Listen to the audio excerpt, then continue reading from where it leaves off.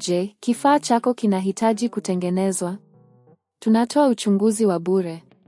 Bila simu au safari, tunachukua kutoka mlangoni mwako na kurudisha. Kabla ya ukarabati, tunatuma bei na tunaendelea tu baada ya idhini yako. Rahisi, wazi na kitaalamu.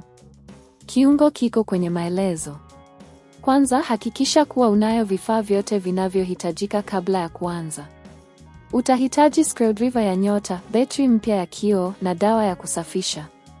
Hatua ya moja, zima Surface Book yako na uondoe kifaa kwenye chanzo chochote cha nguvu. Ni muhimu kuhakikisha kuwa hakuna umeme unafanya kazi ili kuepuka ajali. Hatua ya mbili, fungua kifuniko cha nyuma. Tumia screwdriver ya nyota kuondoa viso vyote vya kifuniko cha nyuma. Hakikisha unahifadhi viso hivi mahali salama ili usiwapoteze. Hatua ya tatu, baada ya kufungua kifuniko, utaona betri ya kioo. Chunguza betri hiyo kwa uangalifu ili kuhakikisha kuwa ina hitilafu. Ikiwa unaona uvujaji au kuharibika, ni ishara kwamba inahitaji kubadilishwa.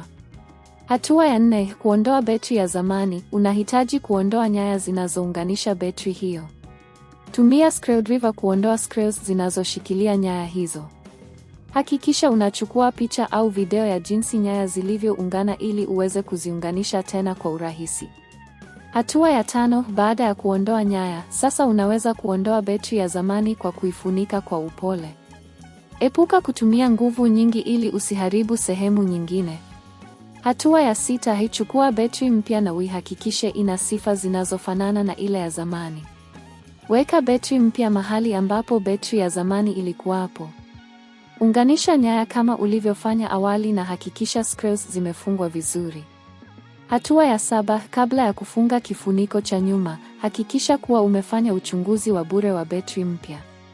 Unganisha Surface Book yako kwenye chanzo cha nguvu na angalia ikiwa inachaji.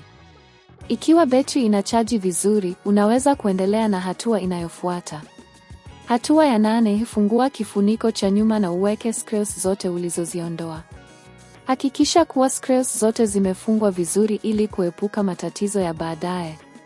Hatua ya 9, sasa, unaweza kuwasha Surface Book yako na kuangalia kama kila kitu kinafanya kazi kama inavyotakiwa. Ikiwa kila kitu kiko sawa, umemaliza mchakato wa kubadilisha betri. Ikiwa unahitaji huduma za kitaalamu, tunatoa huduma ya kuchukua nyumbani na gharama ya ukarabati inategemea aina ya tatizo. Tafadhali wasiliana nasi kwa maelezo zaidi na bei za huduma zetu. Je, kifaa chako kinahitaji kutengenezwa? Tunatoa uchunguzi wa bure. Bila simu au safari, tunachukua kutoka mlangoni mwako na kurudisha. Kabla ya ukarabati, tunatuma bei na tunaendelea tu baada ya idhini yako. Rahisi, wazi na kitaalamu. Kiungo kiko kwenye maelezo.